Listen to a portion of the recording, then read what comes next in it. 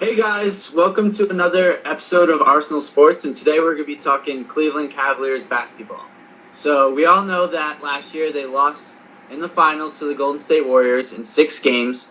LeBron kept them close. He got them up 2-1, but unfortunately, all the injuries eventually caused them to succumb to the Warriors. So going into this next season, they've made a lot of additions. So John is going to talk a little bit about some of the guys they've added, and we're going to tell you guys how we think they're going to fare in Eastern Conference Finals, and then eventually what we both think in the finals. That's right. This offseason, they didn't make too many additions besides, of course, LeBron doing the inevitable and re-signing with them.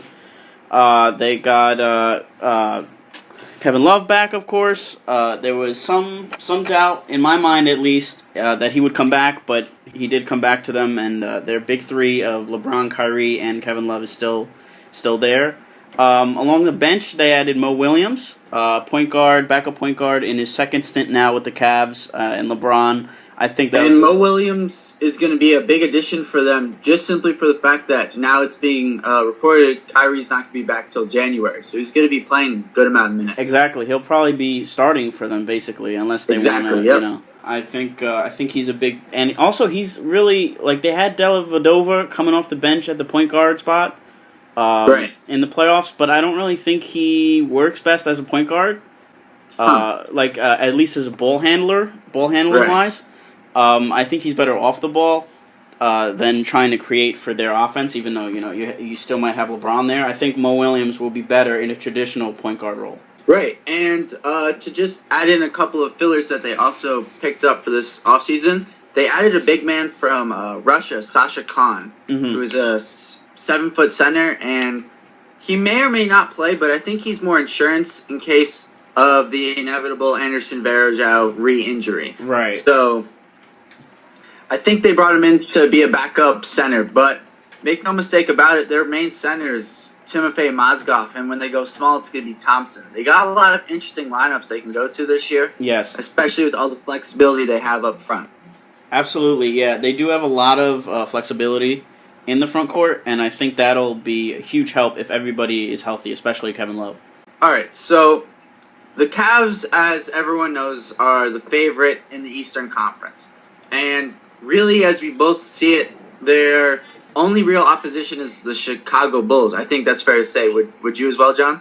I think the Heat could potentially challenge them. Okay. But I think it depends a lot on Hassan Whiteside taking a huge step forward and also Dwayne Wade being healthy if they meet in the playoffs. All right, I think that's actually a very fair assessment, but I think the Heat they're a very shallow team as of right now. Yeah. And so, especially with injury concerns with Wade and Dang and even Bosh at this point. Right.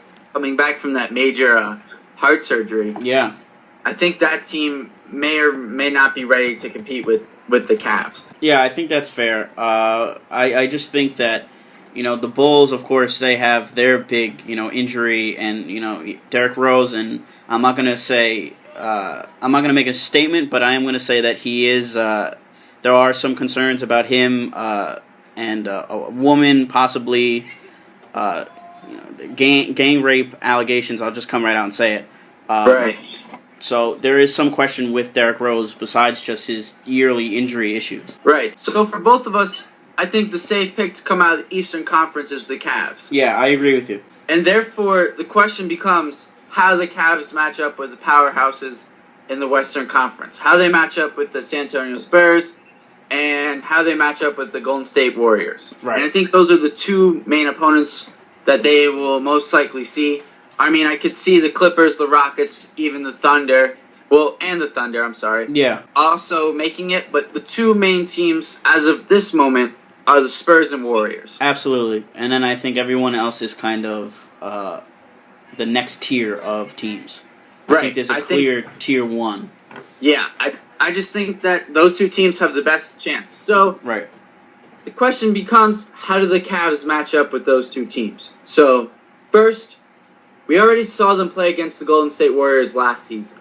But this is a much healthier, in theory, it'll be a healthier Cavs roster. Yes. So, with a healthy Cavs roster, how do you see that matchup playing out, John? I think they'll have a lot better chance against the Warriors with a much healthier roster.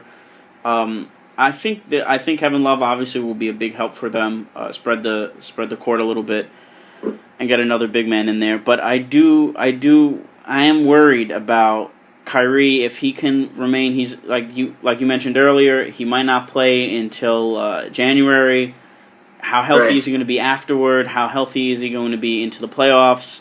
So Kyrie, I think Kyrie is kind of their X factor in a way because obviously LeBron is LeBron, but Kyrie is their offense outside of LeBron. So I think I believe that if he's hurt, it's going to hurt the Cavaliers a lot when they play against an loaded offensive team like the Golden State Warriors. Right, and to just piggyback on what you just said about Kyrie being the vocal point and like he's real important for that offense. Yes. Because Kyrie can handle the ball, he allows LeBron to rest and to not necessarily take plays off, but he doesn't have to do everything. Right, he doesn't have to do everything like he was doing, obviously, with his first stint with the Cavs and towards the end of his run with the Heat. Right. That brings up a key point for me because, for me, what people don't really realize is when Dwayne Wade and Chris Bosh were playing really well in the second year and the third year there with the Heat. Yes. LeBron James was a 40% three-point shooter. Yes. Which is absolutely an absurd number for a player like him. Right. Like, he should not be shooting 40%. Right. So, on top of him, Kevin Love also used to be around a 40% shooter, and last year he took a step back. Yes. So I think if both those guys can shoot closer to 40% from three because Kyrie Irving is able to set them up, right, it's going to make a big difference in terms of their spacing, and it'll be able to help them offensively do a better job against the switching of the Golden State defense. Yeah, I absolutely agree with you. I think that this is an offense that if they're healthy and they're gelling, and it'll take a while for them to gel because Kyrie will come back and it's going to take a little bit, but if they're gelling come playoff time, they'll be really scary. They'll be a really improved offense this year.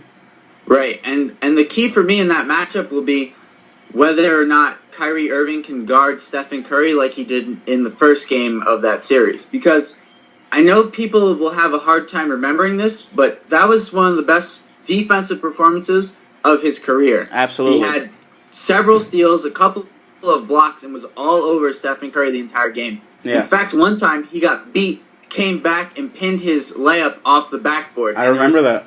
Yeah, that was one of the most remarkable blocks that I've seen out of definitely him, and one of the more remarkable blocks I've seen on Steph Curry. Right. So what do you, going back to the original question, do you think the Cavs match up well? Yeah, I actually do think the Cavs will match up well because I think with Love and Thompson and Mozgov, plus Varejao even now, they're going to have enough depth. Now, the question will ultimately come down to whether Shumpert and J.R. Smith perform, because that shooting guard position is clearly the weakest for the Cavs. It turned into a black hole towards the end of that series. Yeah, the way they played was really bad. Now, Shumpert did have an injury with his shoulder. Yes. But J.R. Smith, there was nothing wrong with J.R. Smith. Right, J.R. Smith was just bad J.R. Smith for the last so few J.R. games. Smith's going to have to perform for them to do well. Yeah. But I think with Love and Irving healthy, plus a Varejao, this team can definitely match up, and I think they'll match up well with the Warriors, and there'll be a much better series next year if they end up playing them. The other team... Yep. Oh, I'm sorry. Go ahead, John. I just wanted to say quickly that I do agree with you. I do think that it'll be a better series, but I think that when you look at the Warriors, they had Klay Thompson. Klay Thompson didn't even play really well at all throughout the series, so I still think that they have an advantage on the Cavs. But I agree that it would be a better series if they play again next summer. Right. My only thing with that would be that the front court with Kevin Love, I think they can do a number of different things with him, because I wouldn't look at him to be this ultimate impact piece like a Irving or a James. Yes. But I think he can be a difference maker in the sense that he can spread the floor and still rebound. Yeah, I agree with you. All right. So the other team that we mentioned earlier for the Cavs that we see as being a definite favorite out west would be the Spurs. Yes. I think this matchup would be the one that if you're a Cavs fan, you would not want to see. Absolutely, and we did talk about it a little bit in our Spurs preview video. If you want to click on the screen right now. We'll have a link set up there for you to see it. But we did mention that we both agreed, I believe, that the Spurs have a clear advantage over the Cavs. Right, and I think the Spurs will end up having a big advantage over a lot of teams. Just about everyone. Yeah, when you have Leonard, Aldridge, and Duncan. Yeah. That is just an unstoppable front court. Right, and you're not even talking about... Well, I mean, you did say front court, but then in the back court, of course, you still have Tony Parker, Ginobili coming back for another season. Danny Green. They're going to have Ray McCollum to back up. Right. To be another guard there, and Patty Mills as well. Patty Mills, right. Yeah, then they also... David West also up front. So there's a lot of talent on that team, and I think the thing that I would be worried about if I were a Cavs fan is Kevin Love is going to have to guard either Aldridge or Duncan. Right. Now, I think that the Cavs will be able to figure out a system where they can kind of work out a way to hide Kevin Love. Yeah. But there's only so much hiding you can do. Absolutely. Especially, if you want to try and hide him and try and put him on, I guess, whoever would be considered the weaker offensive player when they have their set out there. But then if you have someone like Tony Parker who's going to get to the basket as much as possible, you don't really have a great inside threat in the paint, to defend against someone like that. Yeah, John, I totally agree. Kevin Love is not going to be mistaken for DeAndre Jordan. All right, well, thanks for listening to our Cavs 2015 preview and how they'd fare in the potential 2016 finals. Thanks, guys, and please subscribe.